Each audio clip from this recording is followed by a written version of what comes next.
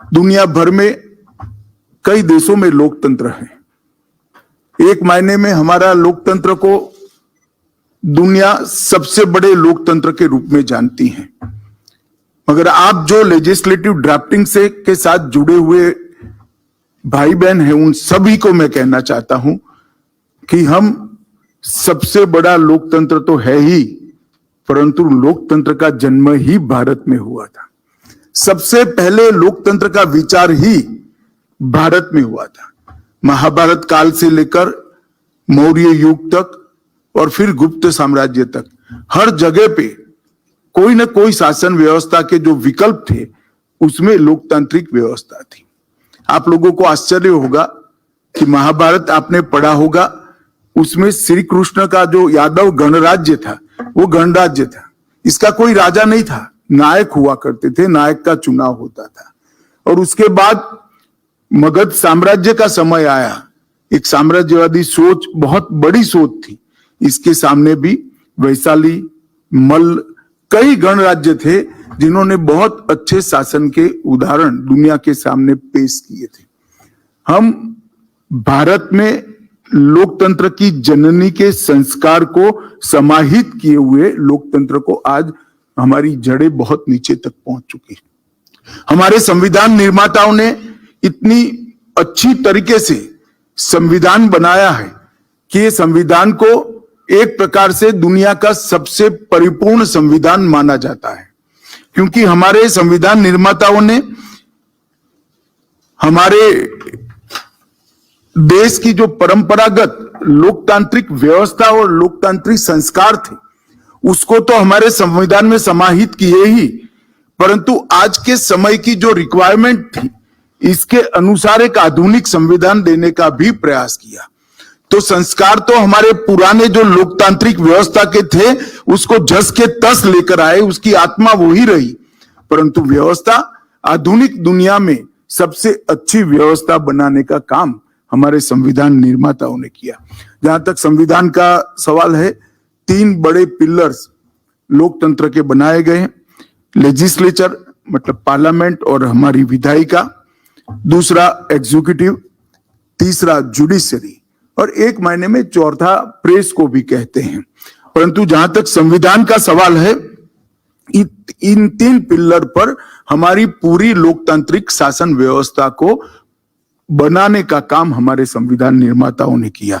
और ये तीनों स्तंभ जो है इसका कार्य बहुत अच्छे तरीके से व्याख्यायित कर दिया गया है, जिससे एक दूसरे पर ओवरलैपिंग होने की संभावना सबसे कम हो। हालांकि ओवरलैपिंग हो रहा है, परंतु इन्होंने संभावना नहीं छोड़ी है।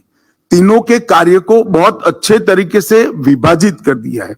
लेजिस्लेटर मतलब पार्लियामेंट और विधान मंडलों का काम क्या है? तो लोक कल्याण के लिए विचार करना, लोगों की समस्या का विचार करना और समस्या का समाधान लोकतंत्र के अंदर कानून के माध्यम से होता है। समस्या का स्थायी समाधान कानून के माध्यम से ही हो सकता है, तभी समानता के सिद्धांत को हम अच्छे तरीके से लागू कर सकते हैं। इसलिए लोगों की समस्या का चर्चा करना, इसका समाधान ढूंढना और समाधान को कानून के सांचे में ढालकर समस्याओं को निर्मूल कर देना। इसके साथ साथ दुनिया भर में जो बदलाव आ रहे हैं वो बदलाव के अनुकूल हमारी व्यवस्थाओं को हमेशा अपग्रेड करती रहना। दुनिया की व्यवस्थाओं के सामने हम आंख मूंद कर नहीं रह सकते। हमने दुनिया के साथ बदलना पड़ता है, इसकी स्पर्धा में रहना पड़ता है।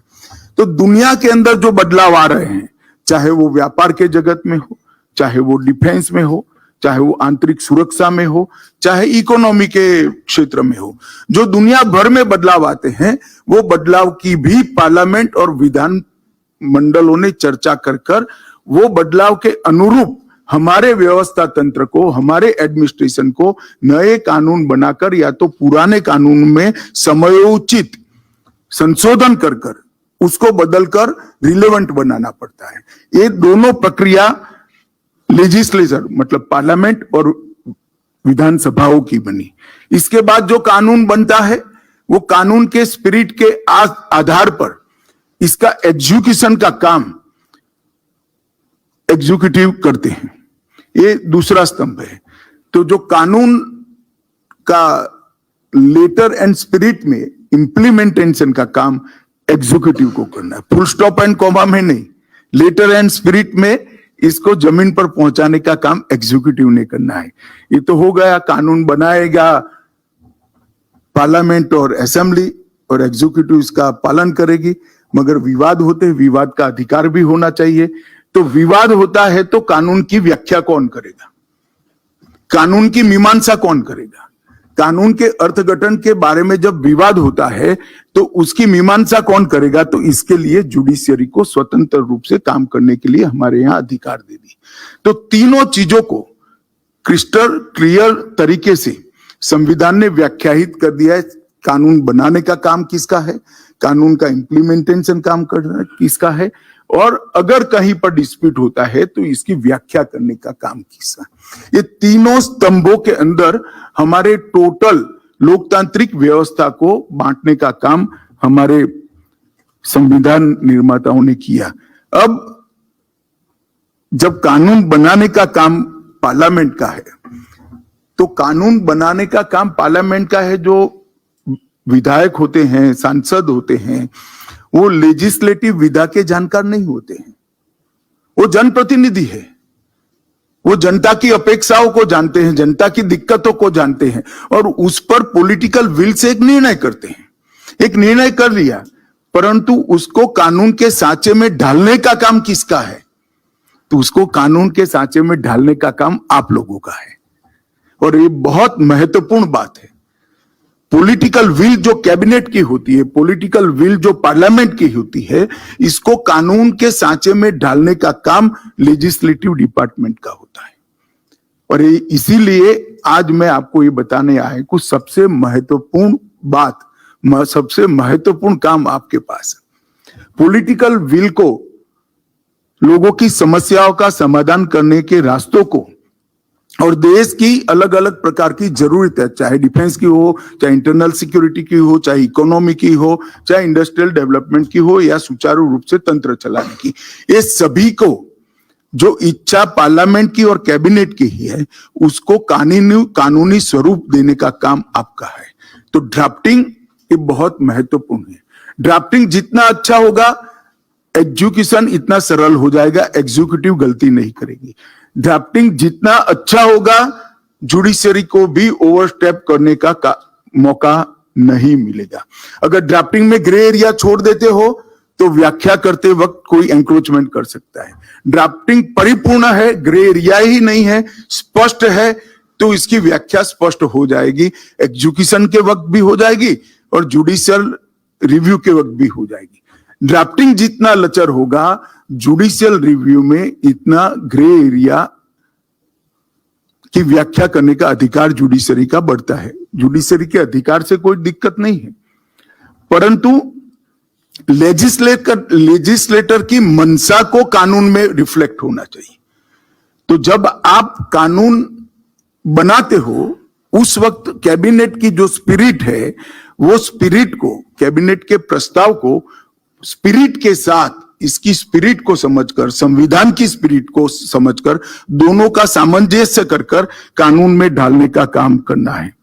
एक तरीके से देखें तो पार्लियामेंट सरकार का सबसे शक्तिशाली अंग है, परंतु वो शक्तिशाली अंग की ताकत कानून है, और कानून अच्छा बनाने का काम आप सभी का है। इसीलिए ये प्रशिक्षण एक मायने में बहुत जरूरी है, और इसीलिए मैं आप सभी को एक निवेदन करने आया हूं कि इस प्रशिक्षण को खाना पूर्ति समझकर मत करना।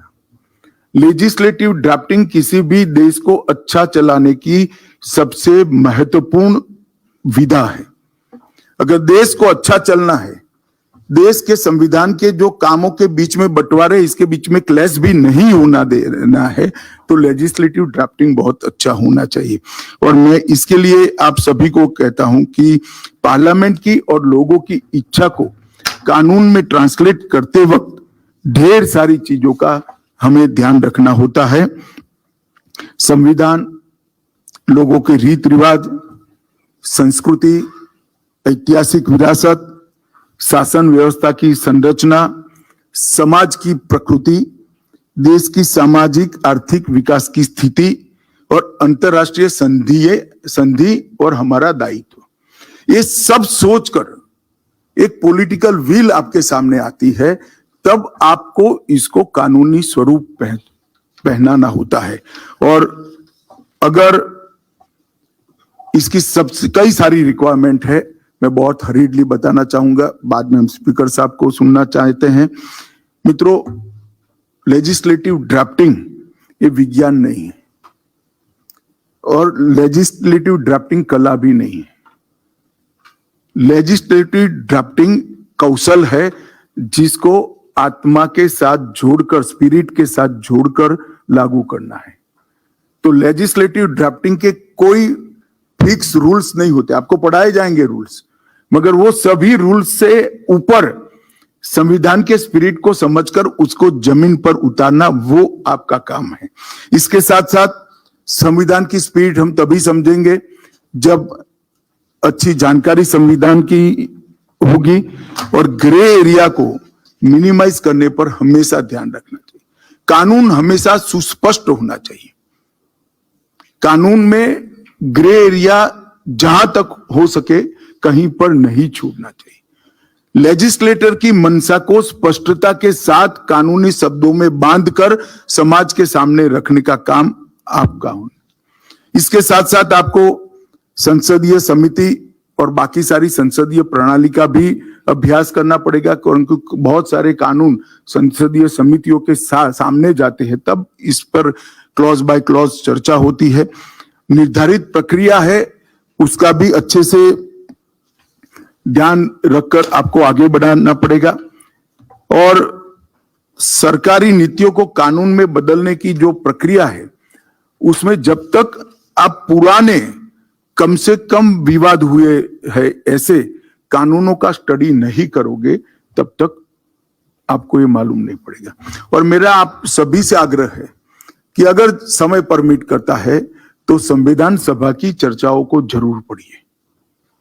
संविधान सभा की चर्चाओं में एक एक चीज को तय करते वक्त जो विचार हुए हैं, ये अगर आप समझ लेंगे तो संविधान की आत्मा को समझने में बहुत सरलता हो जाएगी। मैं मेरा खुद का अनुभव कहता हूं, जब तक मैं संविधान सभा की चर्चाओं को नहीं पढ़ा था, मैं देश के लोकतंत्र को नहीं जानता था। मैं देश के लोकतंत्र को तभी जानने लगा जब मैंने संविधान सभा की चर्चाओं को पढ़ा। संविधान सभा की चर्चाएं बहुत जरूरी है। लेखन का एक कौशल होता है, विराम चिन्हों का उपयोग और पूर्ण विराम का उपयोग बहुत कुशलता से के साथ लेजिस्लेटिव ड्राफ्टिंग में करना चाहिए। ड्राफ्टमैन की भाषा पर पकड़ भी ठीक होनी चाहिए। हालांकि ज्यादातर कानून अंग्रेजी में अब ड्राफ्ट होते हैं, परंतु हमारी भाषा की स्पिरिट को रिफ्लेक्ट करना बहुत जरूरी होता है, क्योंकि कई बार लेजिस्लेटर की मंशा कुछ है और इसका अंग्रेजी अनुवाद कुछ और हो जाता है, और इसके कारण बहुत बड़ी दिक्कत है फिर इम्प्लीमेंटेशन के वक्त। मैं उदाहरण देना नहीं चाहता हूं क्योंकि विवाद हो जाएगा, एक अच्छे कार्यक्रम में मैं विवाद करना नहीं चाहता, मगर ढेर सारे ऐसी चीजें हैं जो जिसमें लेजिस्लेटर की मंशा कुछ थी और ड्राफ्टिंग अंग्रेजी के कारण कुछ हो गया। तो हमने भाषा की पकड़ भी रखनी चाहिए और मूल स्पिरिट को हमारी भाषा के अनुसार उसका जो स्पिरिट है उसको समझकर शब्द की जगह जरूरत पड़े तो वाक्य में भी व्याख्यायित करते हुए नहीं झिझकना चाहिए। कई बार जो स्पिरिट होता है एक शब्द में व्याख्यायित नहीं होता है, हर भाषा की एक मर्यादा होती है, तो उसको वाक्यों में भी व्याख्यायित करने का धैर्य और हिम्मत रखनी चाहिए। हमने स्पिरिट को जस का तस ट्रांसलेट करना, ये हमारा महत्वपूर्ण काम है। सिर्फ अनुवाद से काम नहीं होगा, भावानुवाद करना चाहिए। भाषा का अनुवाद होता है और हमने भाव का अनुवाद करना है, जो स्पिरिट है उसका अनुवाद करना है। तो ये बात हमेशा हमने ध्यान में रखनी चाहिए। कैपेसिटी बिल्डिंग, मैं लोकसभा के सेक्रेटरी जनरल साहब को कहता हूं कि ये कार्यक्रम बहुत अच्छा किया है, मेरा ही रिक्वेस्ट था कि मुझे बुलाइए, परंतु ये निरंतर चलने वाली प्रक्रिया है। व्यक्तियां बदलती रहेगी, लोग बदलते रहेंगे, राज्यों के विधानमंडलों के पास और देश की पार्लियामेंट के पास और राज्यों के और देश के हर विभाग के अंदर कानून बनाने वाली जो टोली है, इसकी स्किल का अपग्रेडेशन होना बहुत जरूरी है, क्योंकि दुनिया बहुत तेजी से बदल रही है। बदलती हुई दुनिया के साथ हमें कदम उठाने होंगे। हमारे कानूनों को सांप्रत समय की रिक्वायरमेंट्स, आज की जरूरियातों के हिसाब से नए सांचे में भी ढालना होगा। और अगर इतनी ओपननेस हम नहीं रखते हैं, इतना खुलापन नहीं रखते हैं, तो हम कालबाह्य हो जाएंगे, इरिलेवेंट हो जाएंगे। तो हमने खुलेपन के साथ दुनिया में आते हुए बदलावों को समझकर कानून बनाना है, इसको भी हमने देखना चाहिए। और जितना हो सके उतना कानून सरल और स्पष्ट शब्दों में ड्राफ्ट करना चाहिए। बहुत क्लिष्ट शब्दों में ड्राफ्ट किया हुआ कानून हमेशा विवाद खड़ा करता है। कानून जितना सरल और स्पष्ट शब्दों में होता है, इतना बिन विवादित होता है। कानून का स्पिरिट आपका काम नहीं है। आपके कौशल की परीक्षा क्या है? कोर्ट को इसमें एक भी सुधार न करना पड़े, व्याख्या न करनी पड़े, ये अच्छे ड्राफ्ट किए हुए कानून की परीक्षा है। कोर्ट को इंटरवीन करने का मौका न देना पड़े, ऐसा कानून बनाना ये अच्छे कानून की ड्राफ्टिंग की मेडल है। तो हमारा लक्ष्य होना चाहिए कि सरल और स्पष्ट भाषा में कानून को ड्राफ्ट करना चाहिए।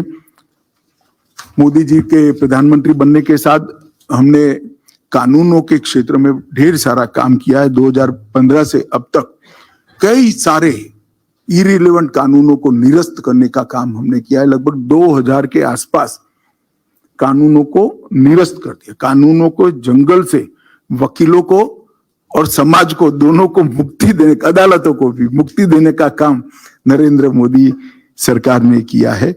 और ढेर सारे नए कानून जो समयानुकूल जरूरियात थी उसको बनाने में भी ये सरकार नहीं झिझकी है। मैं आपको अंत में एक ही उदाहरण देता हूं, धारा 370 का। पूरा देश जानता है कि धारा 370 नहीं रहनी चाहती। धारा 370 पर जो डिबेट हुई थी वो पार्लियामेंट की चर्चा से गायब है, नहीं है चर्चा में, मतलब प्रिंट नहीं की गई है। परंतु जब धारा 370 अब तो रही नहीं, रिपील हो चुकी है, मगर आप पढ़िएगा इंडेक्स में ही लिखा हुआ था टेम्पररी प्रोविजन ऑफ आर्टिकल 370। अगर ये टेम्पररी शब्द ना होता तो क्या होता बताइए? Temporary provision of article 370।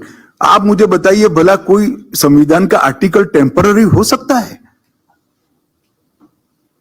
जिसने भी ड्राफ्ट किया होगा और संविधान सभा दोनों का, कितनी बुद्धिमत्ता के साथ बारीक सोच कर टेम्पररी शब्द को ऐड किया था। कभी कोई आर्टिकल टेम्पररी नहीं हो सकता है, वो बदल सकता है।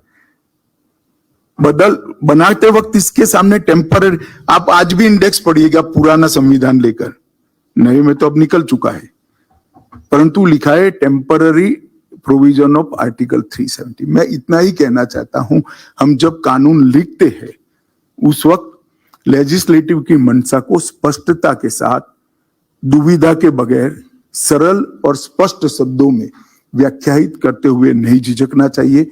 और फिर से एक बार कहता हूं, आपका लिखा हुआ कानून, उसका सर्टिफिकेट क्या हो सकता है? लेजिस्लेटर कैसा भाषण करता है पार्लियामेंट में, वो नहीं हो सकता है। 25 साल तक उस पर कानूनी विवाद न हो और कोर्ट इसके अंदर इंटरवीन न करे, वो ही सर्टिफिकेट आपके लिखे हुए कानून का हो सकता है। मित्रों, आज मुझे सच अर्थ में बहुत आनंद है, क्योंकि बहुत समय से प्रक्रिया एक प्रकार से बंद हो गई थी और ये लोकतंत्र का बहुत महत्वपूर्ण अंग है, ऐसा मैं कम से कम मानता हूं। आप सभी ने आज इसमें इस कार्यक्रम में ज्वाइन होने का निर्णय किया है, आप इसमें पार्टिसिपेट कर रहे हो, इसलिए आप सभी को बहुत बहुत बधाई देता हूं। और स्पीकर साहब और सेक्रेटरी जनरल को भी और पार्लियामेंट्री अफेयर्स का हमारे दोनों साथियों को भी मन से बधाई देता हूं कि कार्यक्रम को पुनर्जीवित किया है और ये निरंतर चलता रहेगा ऐसी आशा करता हूं। आप सभी को ये 3 दिन के कार्यक्रम के लिए 23 तक के कार्यक्रम के लिए बहुत बहुत शुभकामनाएं। नमस्कार।